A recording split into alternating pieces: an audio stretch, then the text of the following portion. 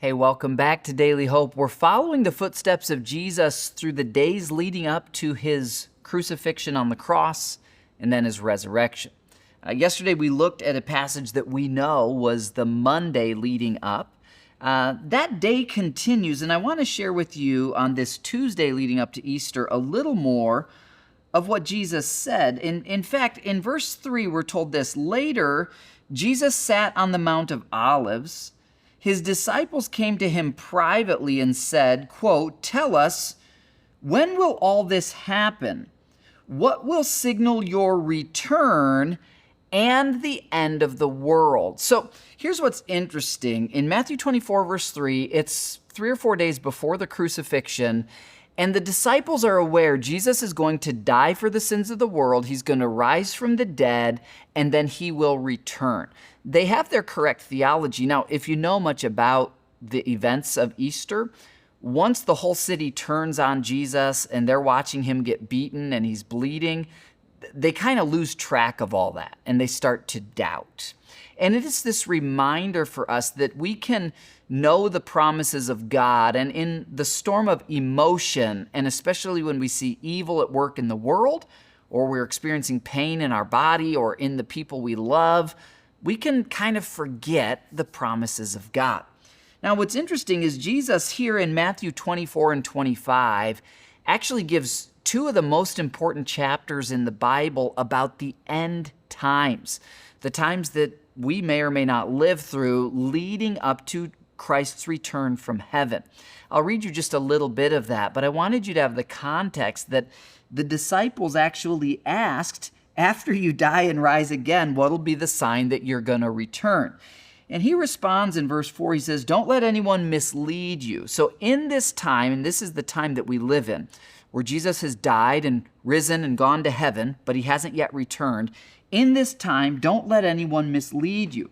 For many will come in my name, claiming I am the Messiah. They will deceive many, and you will hear of wars and of threats of wars or rumors of wars, but don't panic. Yes, these things must take place, but the end won't follow immediately. Nation will go to war against nation, and kingdom against kingdom. There will be famines and earthquakes in many parts of the world.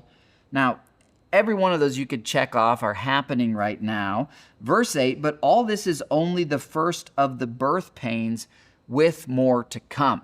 Now, you can keep reading Matthew 24 as Jesus describes more to come, and it sort of culminates in verse 30. Then at last, the sign that the Son of Man is coming will appear in the heavens. So when Jesus returns, no one's going to miss it. Like, everyone will see it in the sky all around the world. There will be deep mourning among all the peoples of earth. All the people who've heard about Jesus and rejected him, they'll see such a clear sign that they'll realize, I made the wrong choice. They will see the Son of Man coming in the clouds of heaven with power and with great glory, and he will send out his angels with the mighty blast of a trumpet, and they will gather his chosen ones. Who's that? Everyone who's believed in him, anyone who's under a covenant promise that God is bound to in Scripture, from all over the world, from the farthest ends of the earth and heaven. And then it continues. Now, here's what I want you to see today. Everyone living in Jerusalem on this Tuesday, 2,000 some years ago, knew the prophecies that Messiah was coming, and yet some of the people who most knew those prophecies missed it. In the same way, we know the prophecies that Jesus will return again, and I can guarantee you, on the day he returns, if we're alive and we see that symbol in the sky and the angels, and we're going to just, in the moment, we'll be elated. But what I don't want is for us to think, oh, I should have told my neighbor.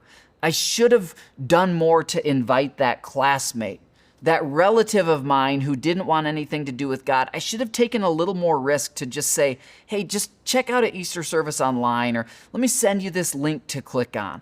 I should have done more. In fact, tomorrow we'll get into Matthew 25, where Jesus tells story after story that illustrates this principle that when he returns, we want to be found working as diligently as we can to tell people about him. So let's make that our motive today. Let's invite people to Easter services as a way of celebrating what Easter's really all about. I'll see you tomorrow.